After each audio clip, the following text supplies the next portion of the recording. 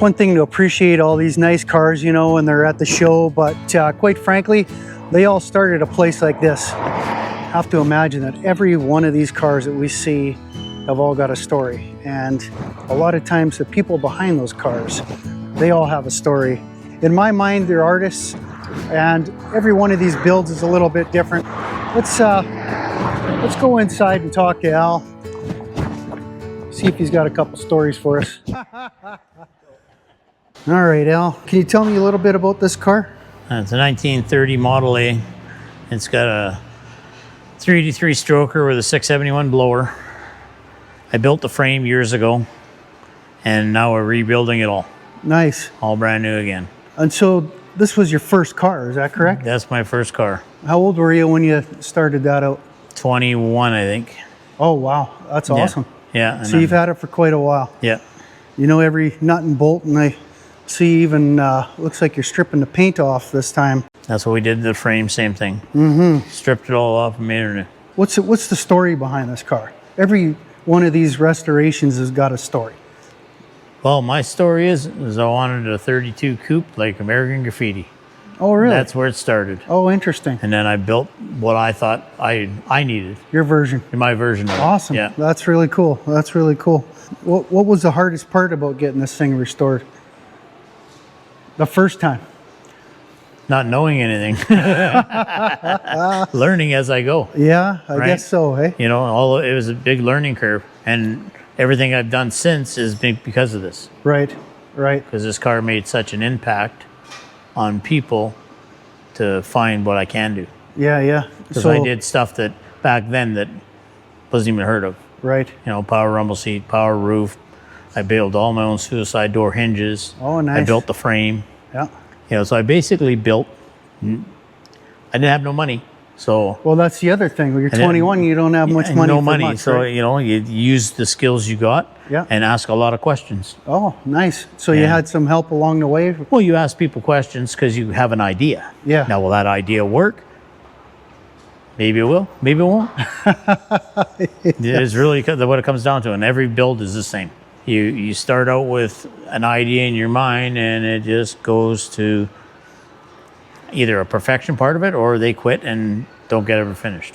Oh, really? You know, and it's kind of a shame because some of them are just, oh my God, right? Right, right. But it does happen. There's hundreds or maybe even thousands of hours into some of these vehicles here. From your perspective, going into a car show, I mean, you see people over there and they're walking in, but we don't have any idea of all of this that's happened in beforehand. Is there any time you look at somebody and just thought, man, you got no idea? Lots. You know? Yeah. You know, even the customer, okay? Yeah. And we'll use the customer for an example. They have no idea the hours and the time and the brains. I don't know if it's the brains, maybe that's not the right word. Of looking at something and trying to design something for them. Everybody has their own ideas, so we sit down at the beginning and try to get into their head and what they want. Right. So we're not redoing stuff that, I want this later on down the road, which does happen because they've seen it on, you know, some show somewhere that they got to have that, and I get it, right? You know, because this car came apart a few times when I was building too. Yeah. Going, hey, that's a cool idea. Maybe I make that work. Right. Right. Yeah. No kidding. And away I went. Yeah. Right? Earlier the better to get in on that process. Well, yeah, if you can go to car shows and kind of get a grasp of what you really want. Right. Right. Look at the ideas. Look at and I did that for years too. Kind of going, okay, what do I want? What do I think I want? Right. And then go master it, I guess. If you can. No, I have better ideas now than I did way back then. Yeah. Because I've done it. I have an understanding of what I'm doing. Now I'm forgetting it. Yeah, well, no kidding. You know, no kidding. You can't remember everything you've done. Like I said, even that Merc pickup back there. Yeah. Like that was 7 years to build it. Oh, wow. And then it's been gone for 7 years. Yeah.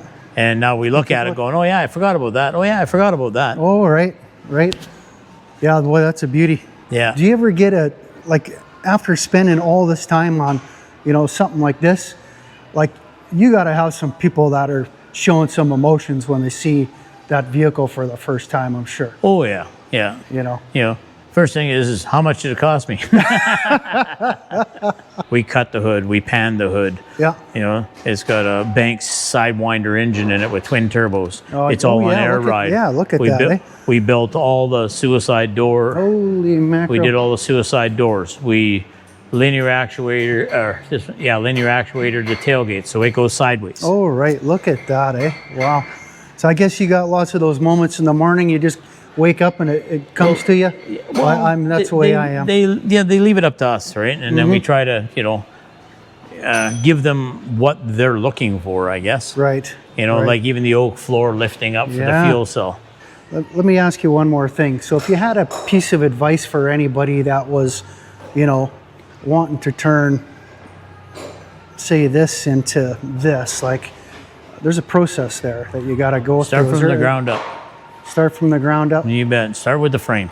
Right. Right. Get all your mechanical stuff done first. Fit your body to whatever you're doing, and then from there, proceed. Because the first, like I said, without the bottom, it's like building a house. Yeah. It doesn't have a structure on the bottom. You got nothing. Yeah. Right. Yeah. Figure out what you want. Yeah. Figure out what you want. Is there any words of advice for somebody that, they've got that car sitting there in the field that's been sitting there forever, and they bring it to you, right? And well, where are they going to start?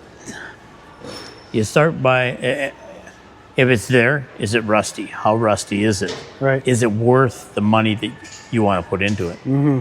And let's face it, it costs money now. Yeah. More so than ever. Yeah. So now I'm, like I said, you better be in love with it because you're going to spend a lot of money. Yeah. Right. So you have to really sit down and think, okay, is this really what I want? Yeah. Have to imagine that every one of these cars that we see have all got a story. And a lot of times the people behind those cars, they all have a story. Really appreciated talking to Al about his first car. He's in his 50s now, had the car since he was 21 years old, first build that he ever did. And I'm sure that the memories are just absolutely endless with that old car. Well, thanks for joining me on this adventure here at Route 97. And I hope you're out there having your own adventure. And I'll see you at the next one. That's the claim right there. Best burgers in BC. Let's go find out. Okay, so I asked for the best burger in BC, the one on the sign out front. And she assured me that we definitely have the best burger here. And the best fries too, hand-cut fries. So we're going to find out here in a minute. Yeah, looking forward to that. All right, well, so far it's looking pretty good. Look at this homemade burger.